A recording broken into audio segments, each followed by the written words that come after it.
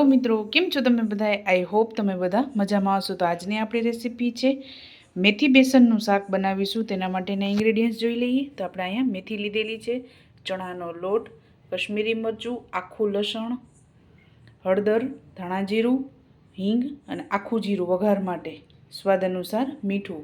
વઘાર માટે તેલ ગરમ મૂકી દીધું છે, મોટા 2 ચમચા. તો ચાલો રેસીપી સ્ટાર્ટ કરીએ.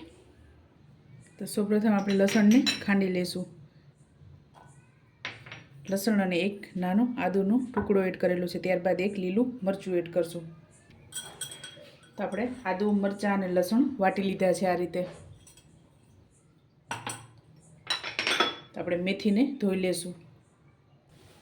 ત્યારબાદ આપણે અહીંયા ચણાનો લોટ લઈ લેશું. તો 4 ચમચી જેટલો મેં ચણાનો લોટ લીધેલો છે. એમાં આપણે 1 ચમચી જેટલું તેલ એડ કરશું. તો નાની 1 ચમચી તેલ એડ કરેલું છે.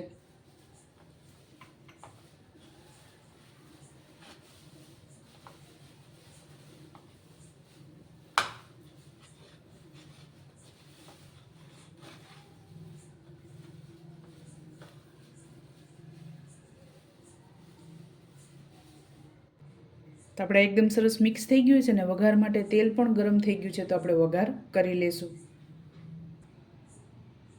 સૌપ્રથમ આખું જીરું એડ કરશું.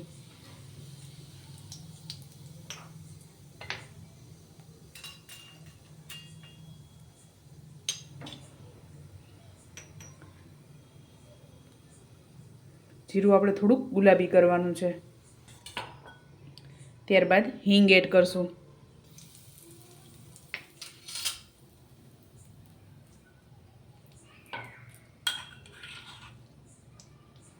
ત્યારબાદ આદુ, મરચાં અને લસણની પેસ્ટ એડ કરશું.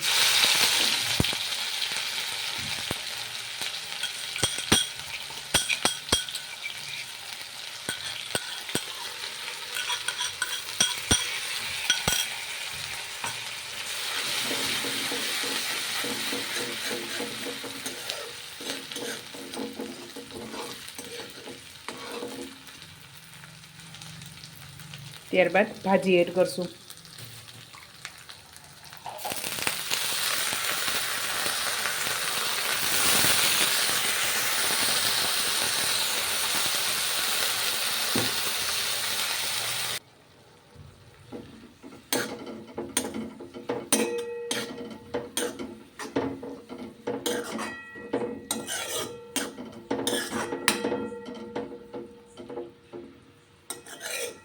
આ રીતે લસણ આપણે તાજું ખાંડી અને એડ કરવાથી શાક એકદમ સરસ બને છે. તો બને ત્યાં સુધી શાકમાં આપણે ખાંડીને જ લસણ એડ કરવું જોઈએ. ત્યારબાદ હળદર એડ કરશું અને મીઠું આપણે ભાજીના ભાગનું અને ચણાના લોટનું પણ એડ કરશું આપણે આમાં.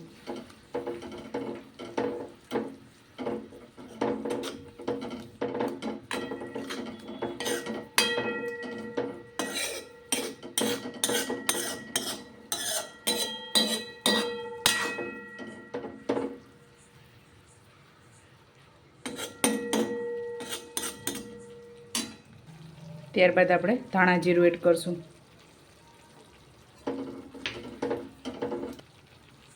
ત્યારબાદ મરચું એડ કરશું.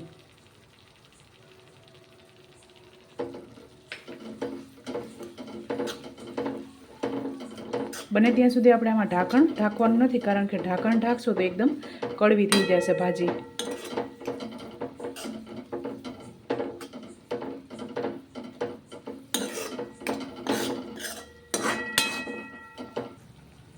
ત્યારબાદ આપણે પાણી એડ કરશું.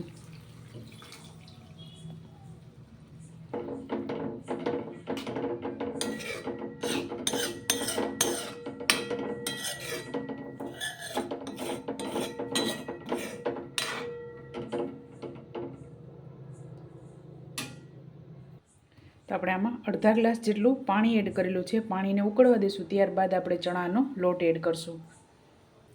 તો આપણું પાણી ઉકળી ગયું છે. ત્યારબાદ ચણાનો લોટ એડ કરશું.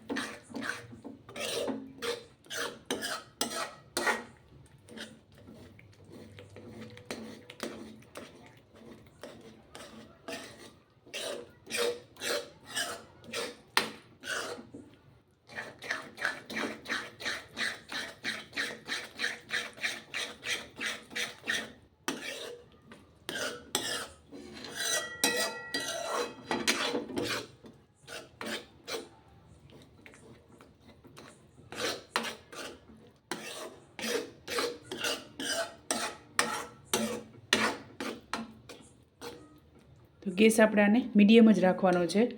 મીડિયમ ગેસ ઉપર આને પાકવા દેશું. આની નીચે તમે રોટલી કરવાની તવી હોય તે પણ ગરમ કરી અને આની ઉપર મૂકી શકો છો. તો એકદમ ધીમા તાપે સરસ ગરમ થઈ જશે.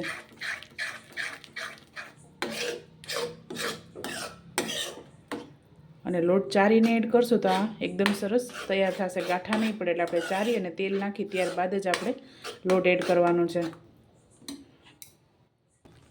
તો આપણે આ તૈયાર થઈ ગઈ છે. તો આપણે આને સર્વ કરી લઈશું. આ રીતે તેલ છૂટું પડે ત્યાં સુધી પાકવા દેવાની છે. અને આને ભાખરી સાથે, બાજરાના રોટલા સાથે ખાવાની ખૂબ જ મજા આવે છે. તો હવે આપણે આને સર્વ કરીશું. તો ચાલો મિત્રો, તૈયાર છે ગરમા ગરમ શિયાળા સ્પેશિયલ મેથી બેસનનું શાક. તમે પણ આ જ રીતે બનાવજો અને મને યાદ કરજો. મારા વિડીયોને લાઇક, શેર અને સબસ્ક્રાઈબ કરવાનું ભૂલતા નહીં. તો ચાલો મળીશું નેક્સ્ટ વિડીયોમાં.